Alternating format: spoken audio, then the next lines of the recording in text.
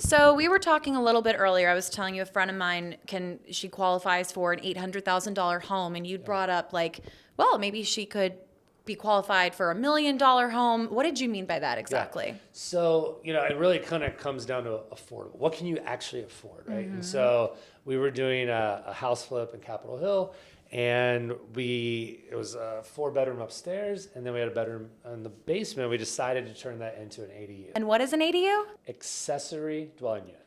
Okay. So what that means is it has to have its own entrance, bathroom, kitchen. For example, in Capitol Hill, we had this house. We had to make the decision. Do we want this basement to be part of the overall house? Or could we add more value for whoever's going to buy it by making it an ADU in the basement? And so, for example, if let's say the mortgage there was $9,000, well, technically you might only be paying, $5,500 or $6,000 if you're able to rent out that ADU for $3,000 or $3,500 a month.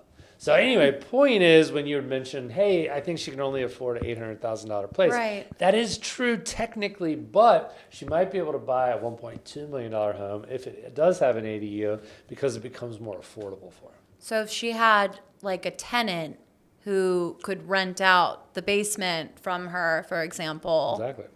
Got it. That's so interesting. Yeah. So something to look at, and I'm not an MLS expert, but people out there talking to their agents. It's like, hey, I can afford this much, but like, what are the properties that have existing ADUs? Okay. Does that change my numbers, my affordability? Really interesting. Yeah.